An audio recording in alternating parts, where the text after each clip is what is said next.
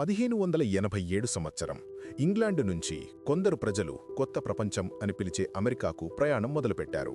వారి కల అక్కడ ఒక కొత్త గ్రామం, కొత్త జీవితం ప్రారంభించడం. ఆ గ్రామానికి పెట్టిన పేరు రోనోక్ కాలనీ.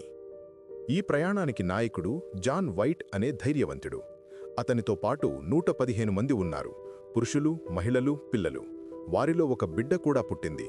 అమెరికాలో పుట్టిన తొలి ఇంగ్లీష్ శిశువు వర్జీనియా డేర్. మొదట అందరూ ఆనందంగా ఉన్నారు. కానీ త్వరలోనే కష్టాలు మొదలయ్యాయి. ఆహారం తక్కువ, పంటలు పండకపోవడం మరియు స్థానిక అమెరికన్ తెగలతో విభేదాలు పెరగడం. ప్రతిరోజూ జీవించడం ఒక పోరాటం అయ్యింది. జాన్ వైట్ తన ప్రజలను రక్షించడానికి నిర్ణయం తీసుకున్నాడు. నేను ఇంగ్లాండుకి వెళ్తాను, సహాయం తెస్తాను అని చెప్పి తన కుటుంబాన్ని, మనవరాలిని విడిచిపెట్టి సముద్రంలో బయలుదేరాడు. అతనికి తెలియదు మళ్లీ వాళ్లను ఎప్పటికీ చూడలేడని. ఇంగ్లాండ్ చేరుకున్న జాన్ వైట్కి పెద్ద దెబ్బ తగిలింది. దేశం యుద్ధంలో ఉంది. స్పెయిన్తో జరిగిన సముద్ర యుద్ధం కారణంగా తిరిగి వెళ్లడం అసాధ్యమయ్యింది. 3 సంవత్సరాలు గడిచాకే అతను మళ్లీ రోనోక్ చేరగలిగాడు. 1590లో జాన్ వైట్ తిరిగి రోనోక్ ద్వీపానికి చేరుకున్నాడు. కాని అక్కడ ఎవ్వరూ లేరు. ఇళ్లు కూలిపోయాయి. చుట్టూ మౌనం మాత్రమే ఉంది.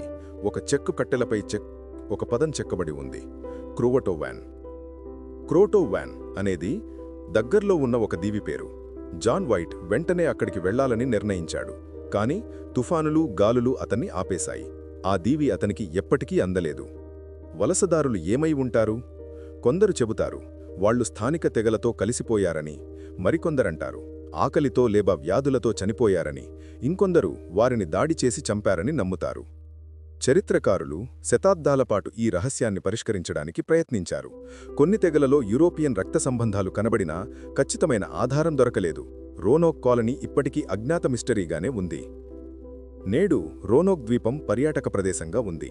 కాని రాత్రివేళ గాలిలో వినిపించే ఆ మౌనం, చెక్కలపై చెక్కబడిన ఆ పదం క్రోవటోవాన్ ఇప్పటికీ ఒక ప్రశ్నలా మిగిలిపోయింది. ఇది చరిత్రలో చెరగని రహస్యం.